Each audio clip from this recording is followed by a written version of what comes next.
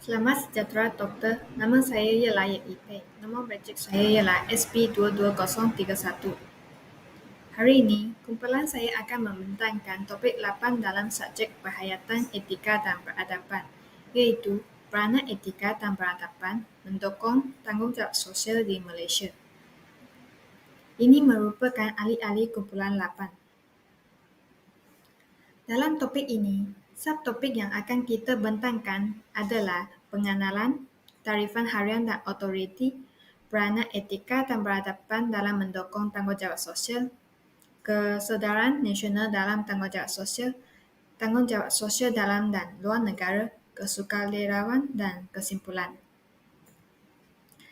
Dalam pengenalan, saya akan menerangkan definisi, konsep realiti sosial sejagat dan objektif. Etika ialah sifat dan adab yang dipegang oleh individu yang akan mempengaruhi tingkah lakunya. Ia juga merupakan prinsip moral. Peradaban dikenali sebagai tamadun. Peradaban ialah keadaan, kebudayaan dan kemajuan pada kehidupan jasmani dan rohani. Ia juga merupakan sistem dan tahap perkembangan sosial sesuatu bangsa. Tanggungjawab sosial ialah kerja etika di mana individu bekerja dan bekerjasama dengan individu atau organisasi lain dalam sesuatu masyarakat untuk kepentingan hidup bersama.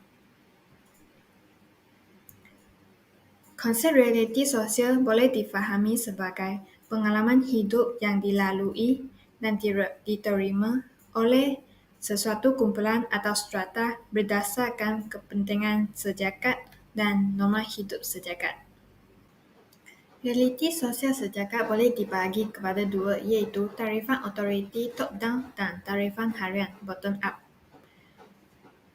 Tarifan otoriti ditentukan oleh pihak berkuasa yang berkedudukan tinggi dalam hierarki kuasa dan mempunyai peraturan tulis yang perlu diikuti.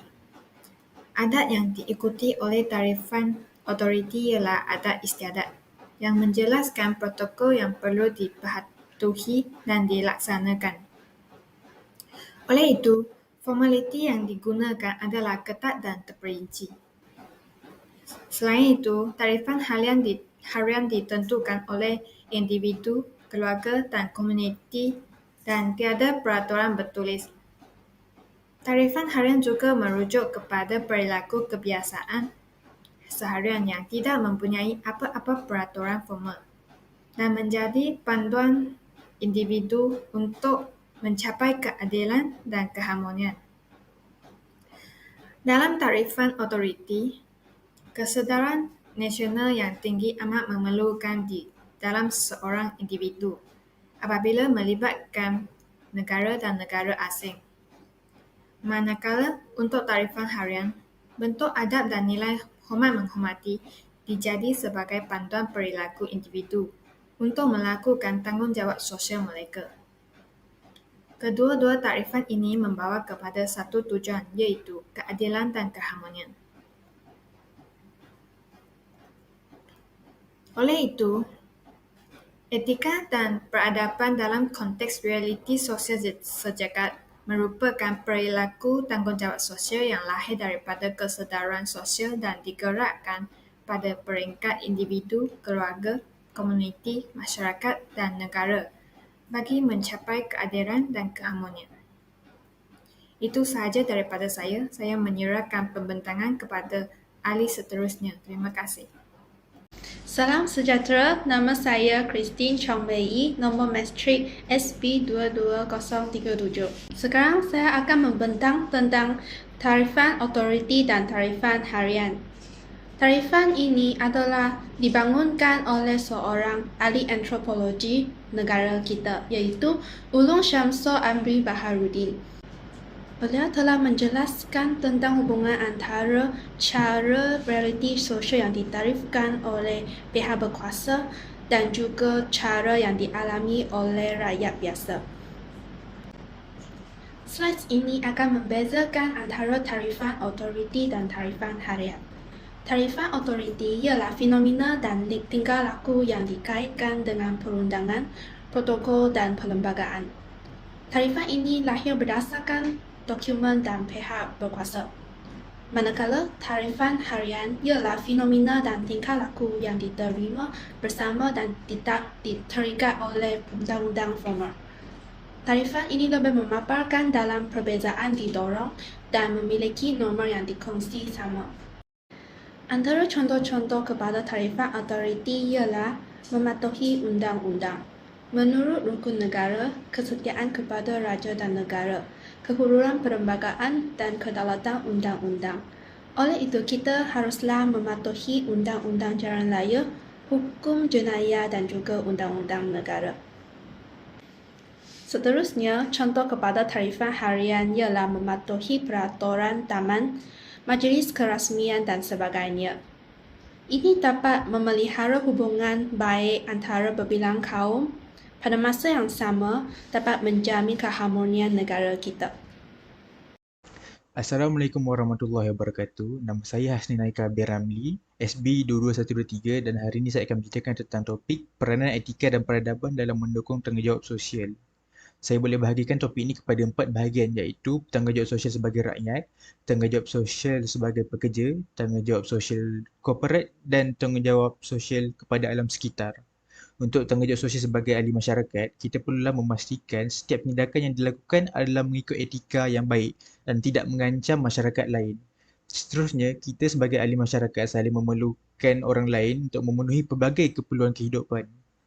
Seterusnya, kita perlu mengamalkan peranan menjunjung amar makruf nahi mungkar, iaitu mengajak kepada kebaikan dan mencegah kemungkaran.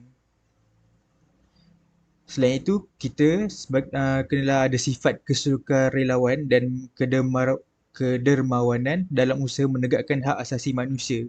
Contohnya, kita sebagai masyarakat perlulah bantu masyarakat lain dalam kesusahan apabila ditimpa bencana. Untuk tanggungjawab sosial pekerja pula, menurut Yusuf Qaradawi, karakteristik profesionalism untuk pekerjaan dalam Islam ada 5 iaitu kafa'ah, mampu, seseorang yang mampu untuk melaksanakan tugas tersebut. Yang kedua, himah al-a'mal, semangat kerja, mempunyai motivasi berterusan. Ketiga ialah aufu bi'al uqud, memegang perjanjian. Setiap tindakan atas persetujuan semua pihak yang mendatangkan kebaikan. Yang keempat ialah ansar Allah, iaitu penolong. Bukan bermotifkan keuntungan tetapi tanggungjawab membantu ummah. Dan yang terakhir ialah amanah, menghindari diri dari pengkhianatan dan ingkar janji. Seterusnya ialah tanggungjawab sosial organisasi ataupun korporat di mana ia bermaksud kewajipan pengurusan sesebuah organisasi untuk membuat keputusan dan mengambil tindakan yang akan membantu dalam kebajikan dan kebaikan kepada masyarakat dan juga organisasi. Secara umumnya, bermaksud komitmen syarikat dan organisasi korporat terhadap keperluan sosial yang meliputi hak-hak masyarakat, penjagaan alam sekitar, kebajikan para pekerja, hak pengguna dan sebagainya. Selain itu, korporat juga perlu menitik beratkan permasalahan tempat kerja, pekerja, pasaran, alam sekitar dan komuniti seperti dengan mengembalikan keuntungan syarikat dalam bentuk dana, bantuan dan hadiah. Terakhir sekali adalah tanggungjawab terhadap alam sekitar. Semua penganut agama tanpa mengira kepada apa-apa kepercayaan dan agama dituntut oleh melestarikan alam sekitar. Sebagai contoh, agama Islam yang menerapkan konsep al-din dalam agama yang merangkumi semua aspek. Oleh itu, Islam bukan sahaja menjaga hubungan sesama manusia, malah hubungan terhadap alam sekitar. Hak sebagai manusia untuk mengasimilasikan etika dan peradaban terhadap alam sekitar penting sebagai pengajaran dan memandu ke arah harmoni serta tindakan yang tiada kompromi terhadap alam sekitar. Nama saya Dewendra Wanaraki Subramanian. Nombor metrik saya adalah SB 23096. Sahaja yang akan saya membentangkan hari ini adalah tentang kesedaran nasional dalam tanggungjawab sosial. Kesedaran nasional merupakan pemahaman tentang hakikat negara, budaya, sejarah, nilai-nilai dan isu-isu semasa yang membentuk identiti dan pembangunan sesebuah negara. Ia juga merujuk kepada semua tanpa kira bangsa, agama dan negara dalam melaksanakan sesuatu perkara yang baik untuk kebaikan semua. Konsep tanggungjawab secara umumnya merujuk kepada komitmen dan kewajipan individu atau sesebuah organisasi yang mempunyai ahli atau kumpulan untuk beroperasi secara ekonomi dan mengambil kira keadaan persekitaran secara keseluruhan.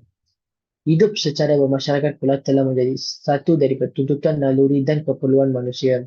Kehidupan masyarakat bermakna kita hidup berjiran, berorganisasi, berteman, bersaudara, bantu-membantu dan seumpama dengannya. Tanggungjawab sosial merujuk kepada peranan individu dan organisasi dalam menyokong dan memberi sumbangan kepada masyarakat dan negara. Sebagai contohnya, memberikan bantuan dan sumbangan kepada yang memerlukan seperti memberi bantuan kepada mangsa gempa bumi di Sabah dan memberikan misi bantuan banjir kepada mangsa banjir pantai timur.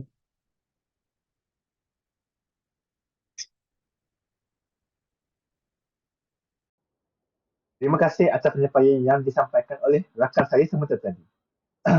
Hai, Assalamualaikum dan selamat sejahtera. Nama saya Nik Mukri bin Ibahan dan nama mencik NTI saya adalah SC22057 dan hari ini saya akan membentangkan subtopik saya iaitu tanggungjawab sosial dalam dan juga luar negara. Tanggungjawab sosial memainkan peranan yang sangat penting untuk perkembangan sesebuah masyarakat. Konsep tanggungjawab sosial ini telah lama dilaksanakan sejak wujudnya tamadun manusia. Setiap manusia disarankan untuk berbuat baik sesama sendiri. Tidak kira akal latar belakang seseorang itu bagi memastikan kehidupan yang dijalani mereka akan menjadi lebih baik daripada sebelumnya. Tanggungjawab sosial yang dijalankan harus mementingkan ataupun merangkumi keselamatan, kesihatan, kebajikan, pendidikan, ekonomi serta pembangunan untuk seseorang individu, masyarakat ataupun sebuah negara. Cara kepentingan tanggungjawab sosial adalah ia dapat melahirkan warga negara yang berjiwa patriotik, berjiwa teguh dan sayang akan negara. Selain itu, ia akan mewujudkan rasa timbang rasa terhadap golongan kelainan upaya ataupun warga emas. Di samping itu juga, ia dapat mewujudkan persefahaman serta pengukuhan jati diri dalam suatu masyarakat. Dan akhir sekali, memberi impak perpaduan dan toleransi yang utuh dalam masyarakat kepelbagaian. Cara kebaikan tanggungjawab sosial adalah ia dapat memberi manfaat kepada semua pihak, memberi kegembiraan serta mengembalikan sesuatu keadaan seperti sedia kala untuk kesejahteraan hidup. Di samping itu, ia dapat memberikan manfaat kepada masyarakat sekeliling, agama, bangsa dan juga negara. Dan tidak lupa juga, kemiskinan dalam negara akan berkurang serta ekonomi negara akan berkembang dengan pesat. Jadi, apakah tanggungjawab sosial kita kepada negara-negara luar? Jadi, antara tanggungjawab sosial kepada negara luar adalah kemudahan kesihatan serta hikmat pakar perubatan, bantuan kewangan dan pelaburan dalam pelbagai sektor, bantuan kemanusiaan, kebajikan dan kecemasan, dan tidak lupa juga bantuan pembiayaan beasiswa dan tenaga pengajar. Lihat contoh-contoh tanggungjawab sosial kepada luar negara. Antara contoh-contohnya adalah program makanan dunia yang dilaksanakan oleh Persatuan Bangsa-Bangsa Bersatu ketika pandemik COVID-19. Selain itu, sumbangan dana bantuan oleh Malaysia kepada negara Turki yang mengalami kejadian gempa bumi.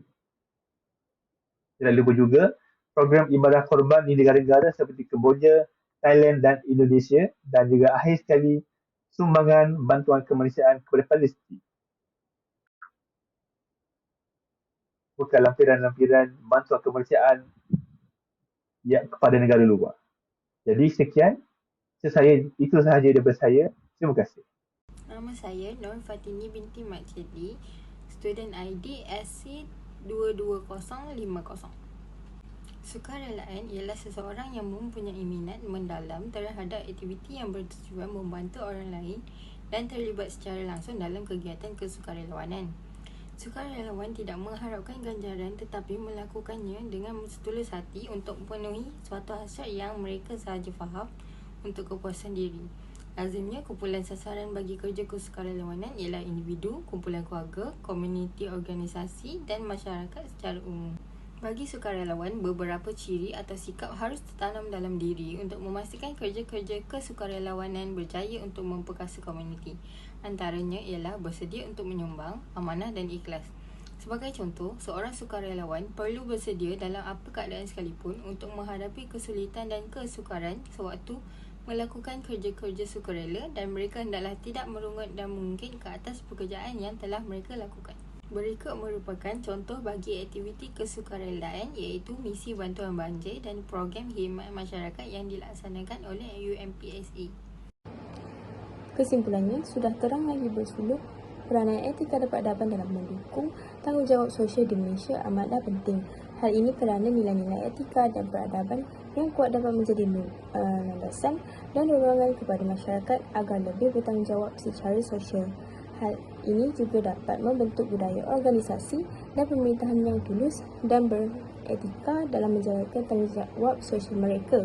Bukan itu sahaja, masyarakat di Malaysia perlulah mengamalkan tanggungjawab sosial dengan bersumberkan pegangan agama masing-masing, budaya ataupun falsafah kehidupan. Secara dasarnya, tanggungjawab sosial adalah satu kemampuan refleksi seseorang individu terhadap pandangan hidup dipegang tentang keadilan dan kebaikan demi kesejahteraan hidup bersama. Sejajar dengan isu kemanusiaan yang sehingga kini berlaku di Palestin, terdapat contoh yang berkaitan dengan peranan etika dan peradaban yang dapat disaksikan, termasuklah kesukarelawan seperti mengumpul dana, menyertai solidariti dan memboikot barangan negara haram Israel adalah termasuk dalam tanggungjawab sosial dalam kalangan masyarakat.